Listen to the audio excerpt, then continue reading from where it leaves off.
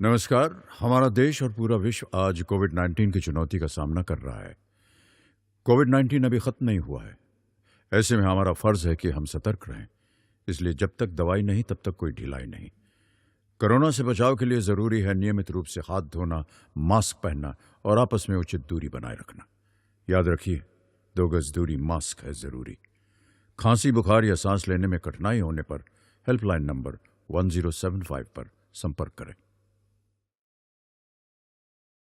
आप सभी को मेरा नमस्कार। मैं श्रीमती मनीषा गौर, उच्च माध्यमिक शिक्षक, शासकीय उच्चतर माध्यमिक विद्यालय मालीखेड़ी, भोपाल से। आज हम एल्डिहाइड और कीटोन की महत्वपूर्ण अभिक्रियाओं का अध्ययन करेंगे।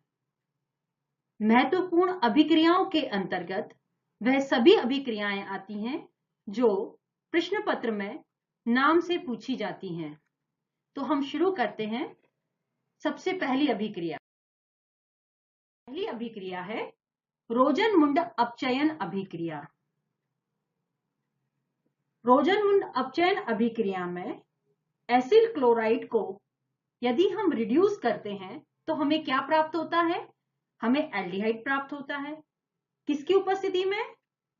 H2PD और बेरियम सल्फेट की उपस्थिति में जब हम अभिक्रिया करते हैं तो हमें एल्डिहाइड मिलता है। जैसा कि आपको ये समीकरण दिखाई दे रहा है कि RCOCl की क्रिया जब हम H2 के साथ करते हैं PD बेरियम सल्फेट की उपस्थिति में, तो क्या बन रहा है? एल्डिहाइड बन रहा है और साथ में HCl बन रहा है। यदि आप इसमें ध्यान दें या इसको समझें तो हम क्या कह रहे हैं? Cl के स्थान पर एक हाइड्रोजन आकर जुड़ रहा है, यानी मोर इलेक्ट्रोनेगेटिव एटम के स्थान पर लेस इलेक्ट्रोनेगेटिव एटम आके जुड़ रहा है, यानी यह अभिक्रिया क्या हो रही है? रिड्यूस हो रही है, यानी रिडक्शन हो रहा है। तो इसको समझने के लिए हम देखते हैं कि इस अभिक्रिया में यदि हम पैलेडियम और H2 के साथ करते हैं तो यह अभिक्रिया एल्डिहाइड पर ना रुककर सीधे अल्कोहल का निर्माण करेगी। हम चाहते हैं कि हमारी यह अभिक्रिया एल्डिहाइड पर ही रुके, तो इस अभिक्रिया को एल्डिहाइड पर रोकने के लिए हम इसके अंदर बेरियम सल्फेट डालते हैं। तो यहां पर जो बेरियम सल्फेट है वो एज ए पॉइजन का कार्य कर रहा है, यानी कैटलिस्ट की जो एफिशिएंसी रहती है उसको रिड्यूस करने का कार्य कर रहा है। रिड्यूस करेगा तो क्या होगा? ये अभिक्रिया एल्डिहाइड पर ही रुक जाएगी। समझ में आया आपको? तो क्या होगा यहाँ पर? यही अभिक्रिया एल्डिहाइड पर रुक जाएगी और हम किसका निर्माण कर पाएंगे? एल्डिहाइड का निर्माण कर पाएंगे। तो हमारी अब अगली अभिक्रिया है स्टीफन अभिक्रिया। मैंने आपको पहले ही बताया, ये नेमिंग रिएक्शन है। आप नाम से इसको याद रखिएगा जिसको आप आसानी से कर पाएंगे। तो हमारी जो दूसरी अभिक्रिया है स्टीफन अभिक्रिया। स्टीफन अभिक्रिया में हम देखते हैं कि nitriles are reduce to corresponding imine. हमारे जो नाइट्राइल है वो किसमें बदल रहे हैं? इमीन में बदल रहे हैं। किसकी उपस्थिति में? SnCl2 की उपस्थिति में।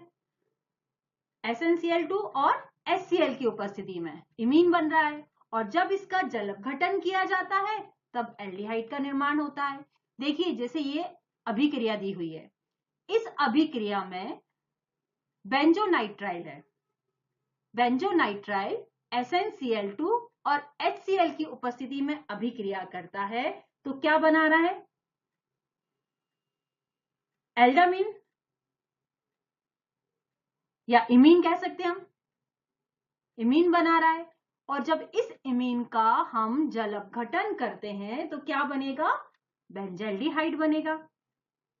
यानी यहां पर क्या हो रहा है कि जो SnCl2 है, SnCl2 में टिन पर +2 ऑक्सीकरण अवस्था है, तो ये ऑक्सीकरण अवस्था +4 में चेंज होगी। तो इसका मतलब है यहां पर 2 इलेक्ट्रॉन लूज होंगे। तो इन 2 इलेक्ट्रॉन को कार्बन गेन करेगा और साथ ही हाइड्रोजन को भी गेन करेगा। तो क्या बना रहा है ये? देखिए बेंजीन रिंग के ऊपर CH डबल बॉन्ड NH लगा और फिर हम इसका जल अपघटन करते हैं, तब क्या बनाता है ये? बेंजल्डिहाइड और अमोनिया। इसी की हम अगली अभिक्रिया देखें, वैकल्पिक अभिक्रिया के रूप में। अब वैकल्पिक अभिक्रिया क्या है कि जब हम एस्टर और नाइट्राइल को सिलेक्टिवली रिड्यूस करते हैं, किसके द्वारा? Di iso butyl aluminium hydride के द्वारा, तब अभिक्रिया क्या होती है? ये वही अभिक्रिया है। ये देखिएगा इस अभिक्रिया में कि वैकल्पिक अभिक्रिया में नाइट्राइल को di iso butyl aluminium hydride यानी डिबेल एच, इसको अक्सर एग्जाम में डिबेल एच के नाम से पूछते हैं, डिबेल एच द्वारा अपचयन से इमीन प्राप्त होता है और फिर इसका जब हम जल अपघटन करते हैं तब हमें एल्डिहाइड प्राप्त होता है। ध्यान रखिएगा, यहां पर ये अभिक्रिया एग्जाम में या जब कन्वर्शन पूछा जाता है उनमें ये बहुत उपयोगी होती है, ये ध्यान रखना आप। ठीक है, अब हमारी अगली अभिक्रिया है इटार्ड अभिक्रिया। बहुत ही महत्वपूर्ण अभिक्रिया है इटार्ड अभिक्रिया, नाम से पूछी जाती है। तो इटार्ड अभिक्रिया दो भागों में बटी हुई है हमारी। कैसे दो भाग हो सकते हैं हमारे? देखिए, पहला है हमारा क्रोमिल क्लोराइड का उपयोग करके और इसी का दूसरा भाग है क्रोमिल ऑक्साइड का। लेकिन जब हम क्रोमिल क्लोराइड का उपयोग करते हैं वो कहलाती है इटार्ड अभिक्रिया, ध्यान रखिएगा। तो इटार्ड अभिक्रिया यूज ऑफ क्रोमिल क्लोराइड यानी CrO2Cl2। यदि हम टाइलून को स्ट्रॉन्ग ऑक्सीडाइजिंग एजेंट का उपयोग कर अभिक्रिया कराते हैं तो यह अभिक्रिया प्रोडक्ट के रूप में हमें अम्ल देती है। लेकिन हमें इस अभिक्रिया के द्वारा क्या प्राप्त करना है? एल्डिहाइड प्राप्त करना है। इसलिए हम यहां पर किसका उपयोग करेंगे? हम यहां पर उपयोग करेंगे क्रोमिल क्लोराइड का। समझ में आया? स्ट्रॉन्ग ऑक्सीडाइजिंग एजेंट कौन से हो सकते हैं? जैसे KMnO4। यदि हम यहां पर टाइलून की अभिक्रिया KMnO4 के साथ कराते हैं तो हमें अम्ल मिलेगा। इसलिए हम ऐसे एजेंट का उपयोग करेंगे जिससे कि हमें एल्डिहाइड प्राप्त हो। तो हम यहां पर किसका उपयोग कर रहे हैं? हम उपयोग कर रहे हैं यहां पर क्रोमिल क्लोराइड का। तो ये देखिए, टाइलून की अभिक्रिया जब हम क्रोमिल क्लोराइड के साथ कराते हैं तो क्या बनता है? क्रोमियम कॉम्प्लेक्स बनता है। ये क्रोमियम कॉम्प्लेक्स का जब हम जल अपघटन करते हैं तो क्या प्राप्त होगा? हमें बेंजल्डिहाइड प्राप्त होगा।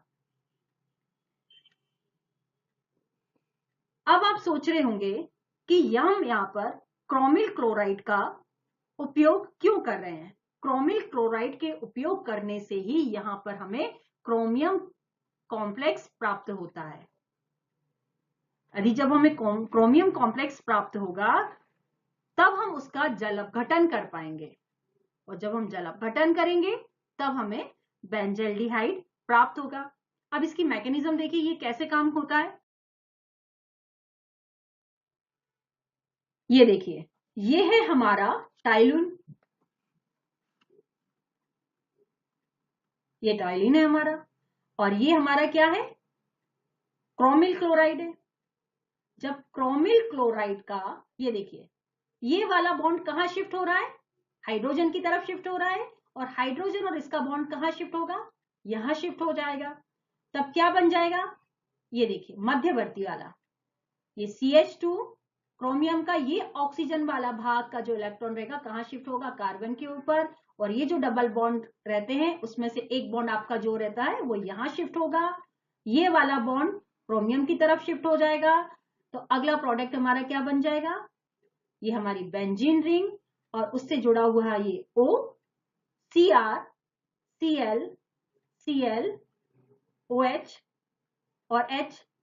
अब यहां पर ये वाला जो C और H के बीच में जो बॉन्ड लगा हुआ है, ये बॉन्ड ऑक्सीजन की तरफ शिफ्ट होता है।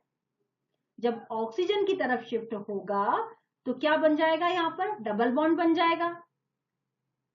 और जब डबल बॉन्ड बनेगा तो क्या होगा, ये देखिए, डबल बॉन्ड O और H, और क्या बाहर निकलेगा, CrClOH। फिर से समझिएगा इस मैकेनिज्म को। ये हमारा टाइलून है और ये है क्रोमिल क्लोराइड। क्रोमिल क्लोराइड का जी C डबल बॉन्ड O वाला बॉन्ड एक हाइड्रोजन की तरफ शिफ्ट होगा और CH2H के बीच में जो बॉन्ड है वह बेंजीन रिंग और CH2 के बीच में शिफ्ट होगा। और बेंजीन रिंग का ये वाला बॉन्ड कहां शिफ्ट होगा, क्रोमियम की तरफ शिफ्ट हो जाएगा। तब ये कॉम्प्लेक्स बना लेगा एक। इस कॉम्प्लेक्स में जो ऊपर की तरफ हमारा ऑक्सीजन है, वहां से इलेक्ट्रॉन यहां शिफ्ट होगा, यहां का बॉन्ड इधर शिफ्ट होगा और ये वाला बॉन्ड क्रोमियम की तरफ शिफ्ट हो जाएगा। ये वाला बन जाएगा, तैयार हो जाएगा और अंत में जाके एल्डिहाइड का निर्माण हो जाएगा। तो ये प्रोसेस है इसकी, स्टेप बाय स्टेप, कि किस तरीके से ये क्रोमिल क्लोराइड उसके साथ रिएक्ट हो रहा है। ठीक है, क्रिया है क्रोमिल ऑक्साइड के उपयोग से। अभी हमने क्या पढ़ी थी, क्रोमिल क्लोराइड के साथ, इसी का दूसरा भाग है ये, क्रोमिल ऑक्साइड के उपयोग से। क्रोमिल ऑक्साइड यानी CrO3। क्रोमिल ऑक्साइड, हम क्रोमिल ऑक्साइड का उपयोग भी कर सकते हैं मिथाइल बेंजीन और उसके डेरिवेटिव के साथ। ध्यान रखिएगा, इसका उपयोग हम कहां कर सकते हैं, मिथाइल बेंजीन और उसके डेरिवेटिव के साथ भी हम ये अभिक्रिया कर सकते हैं। जैसा कि आपको इस अभिक्रिया में दिखाई दे रहा है कि टाइलून की अभिक्रिया जब हम क्रोमिल क्लोराइड और एसिटिक एनहाइड्राइड के साथ 273 से 283 के केल्विन पर हम करते हैं, तब हमें क्या प्राप्त हो रहा है, ये देखिए, तब हमें मिल रहा है बेंजिलिडीन डाइएसीटेट ये। और जब इसका जल अपघटन किया जाता है तब हमें क्या मिलता है, बेंजल्डिहाइड प्राप्त होता है।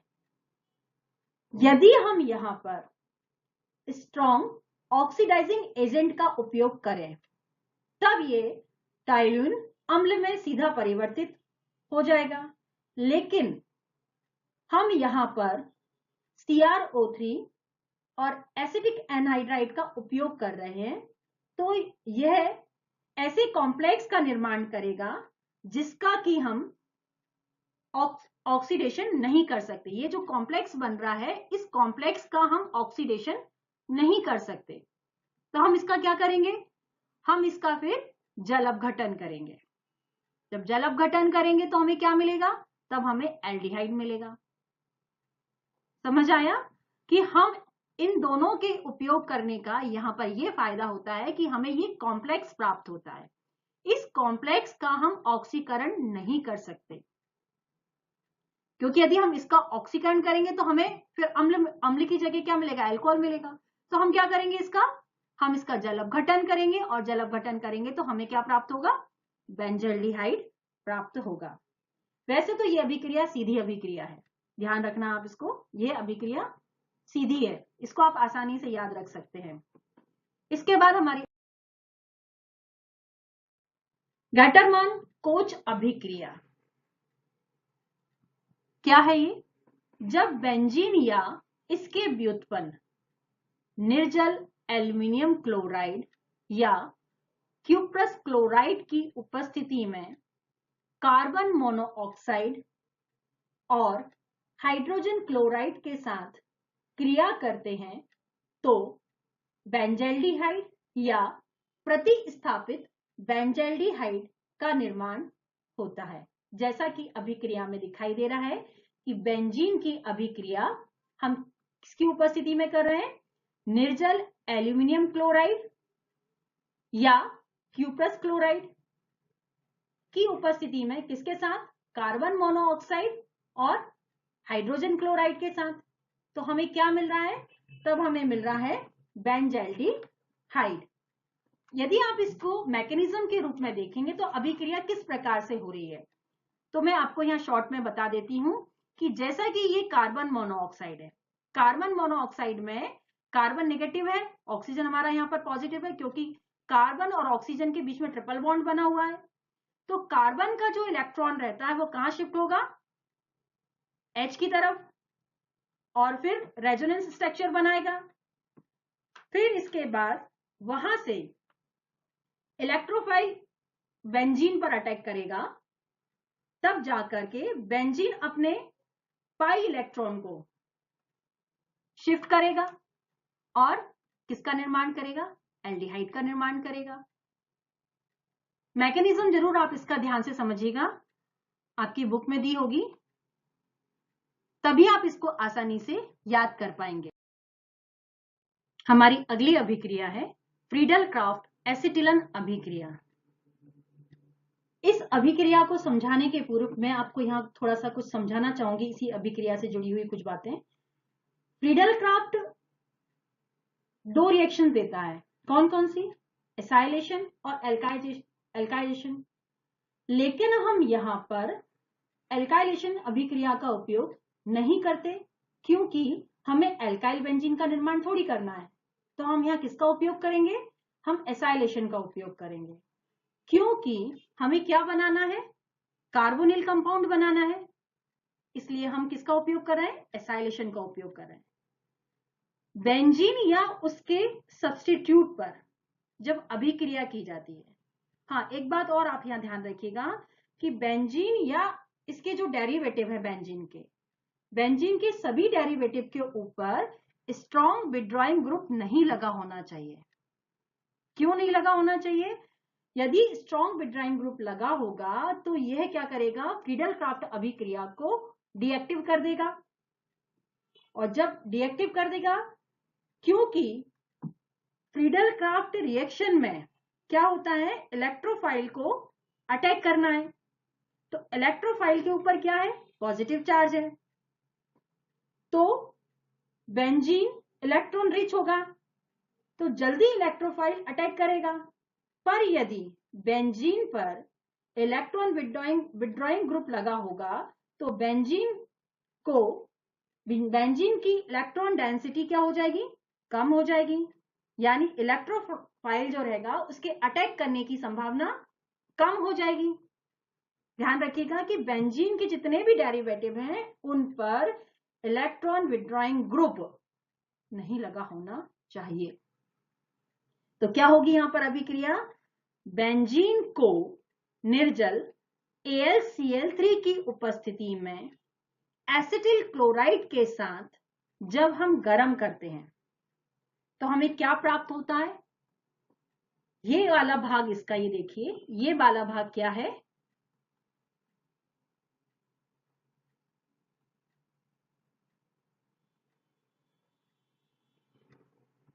ये वाला भाग इसका है एसाइल पार्ट, ठीक है ना? ये कौन सा है? एसाइल पार्ट है इसका।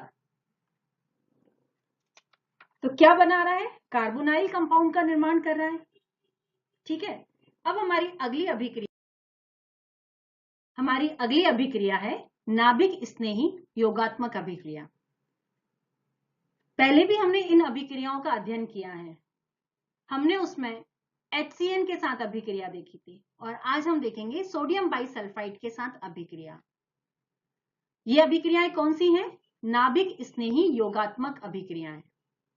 तो इस अभिक्रिया में जब हम सोडियम बाइसल्फाइड के साथ, या तो कीटोन या एल्डिहाइड के साथ, जब हम सोडियम बाइसल्फाइड की अभिक्रिया कराते हैं तब हमें बाइसल्फाइड एडिशन कॉम्प्लेक्स या कंपाउंड प्राप्त होता है। ये ध्यान रखिएगा आप।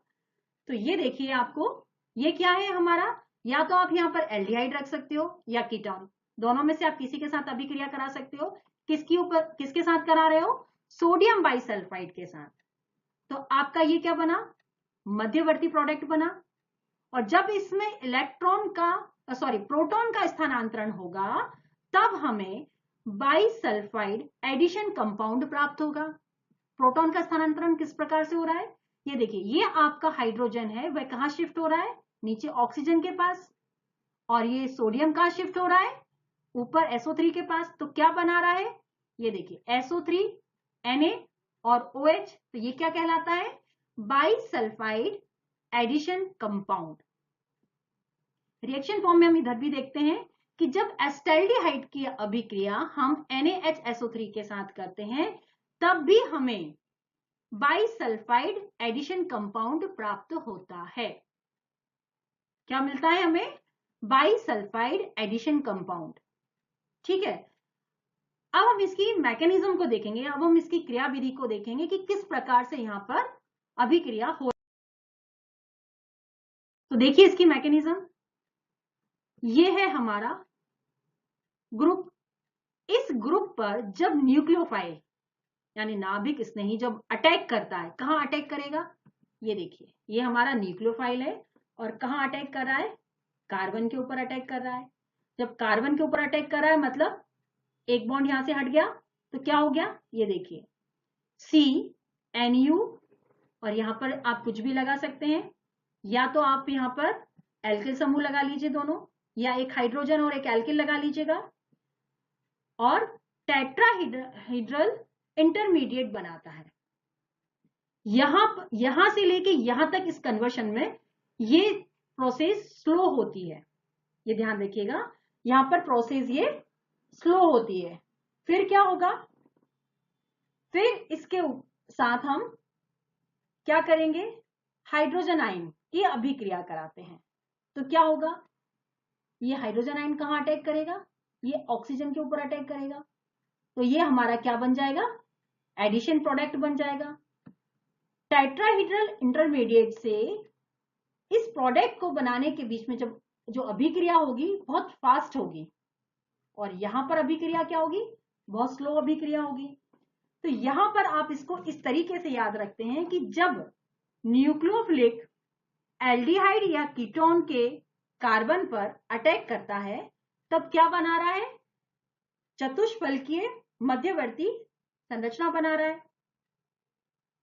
अब हम देखते हैं कि इस कार्बन से क्या क्या जुड़े हैं, दो एल्काइल ग्रुप जुड़े हुए हैं।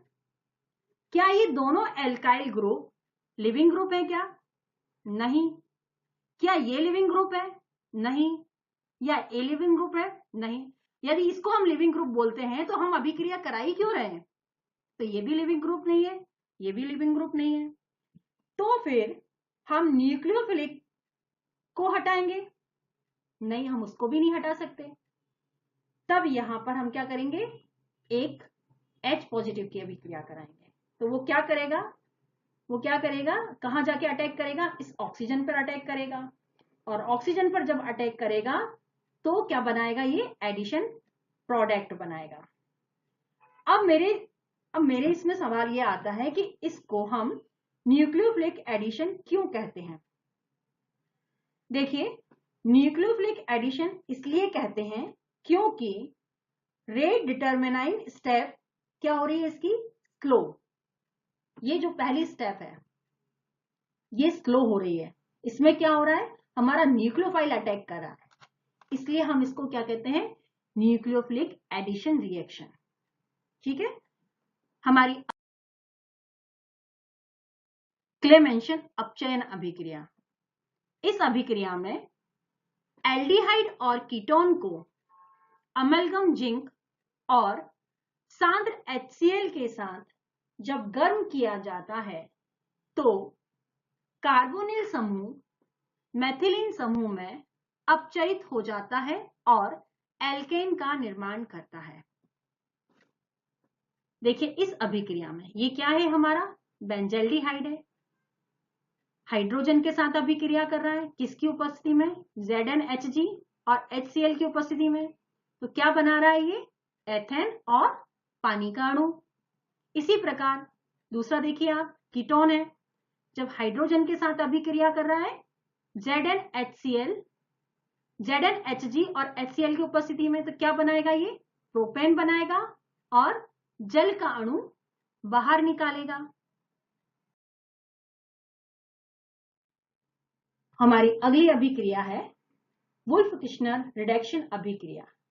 इस अभिक्रिया में कार्बोनिल यौगिकों, एल्डिहाइड और कीटोनों को हाइड्रोजन के साथ प्रबल क्षार जैसे KOH की उपस्थिति में जब गर्म किया जाता है तो कार्बोनिल समूह मेथिलीन समूह में अपचयित होता है। देखिए इस अभिक्रिया में दिया हुआ है, ये क्या है, हमारा एस्टल्डिहाइड है। किसके साथ अभिक्रिया कर रहा है? हाइड्रोजन के साथ अभिक्रिया कर रहा है। हाइड्रोजन के साथ कर रहा है तो क्या बना रहा है? क्या बना रहा है? मध्यवर्ती प्रोडक्ट बना रहा है। और जब इसका हम प्रबल क्षार के साथ अभिक्रिया करा रहे हैं या प्रबल क्षार के साथ हम इसको गर्म करते हैं तो क्या बनाएगा? ये मेथिलीन समूह बना लेगा और N2 को बाहर निकालेगा।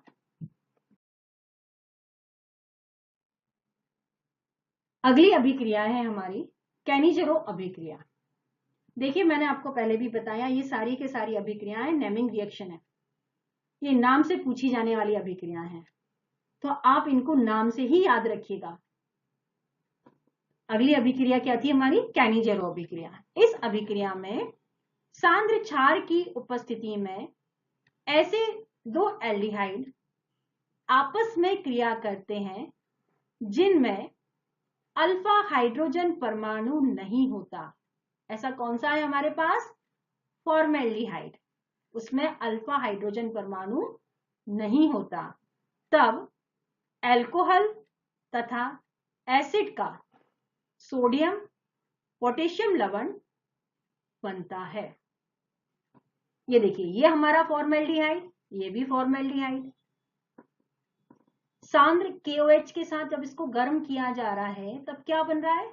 मेथेनॉल और पोटेशियम फॉर्मेट।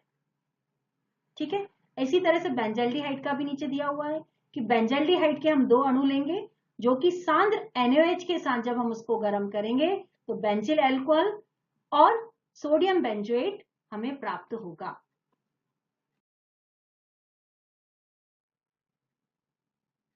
पर्किन अभिक्रिया। पर्किन अभिक्रिया बेंजल्डिहाइड को किसी एलिफेटिक अम्ल के सोडियम लवण की उपस्थिति में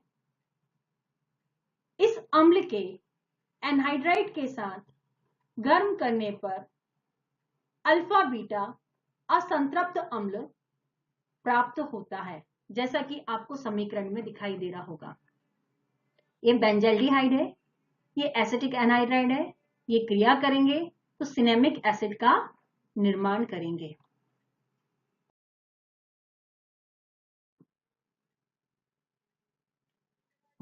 अगली है बहुलीकरण अभिक्रिया। बहुलीकरण, बहुलक क्या होता है?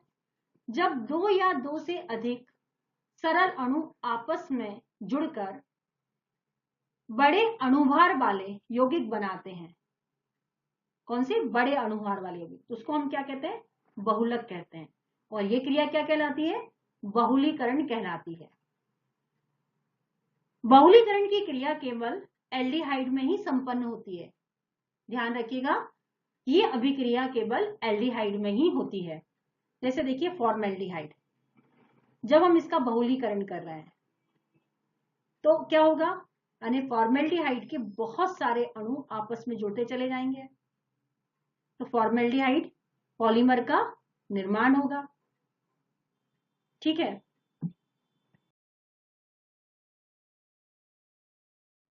चलिए अब हम देखते हैं कि एस्टल्डिहाइड से बेंजल्डिहाइड कम क्रियाशील है। क्यों?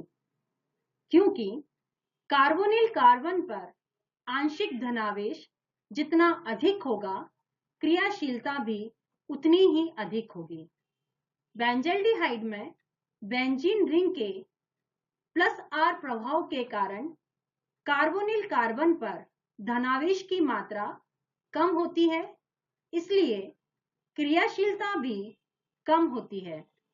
एल्डिहाइड में +I प्रभाव लगता है किंतु +R प्रभाव अधिक पड़ता है, जैसा कि नीचे आपको दिखाई दे रहा होगा कि यह है हमारा बेंजल्डिहाइड।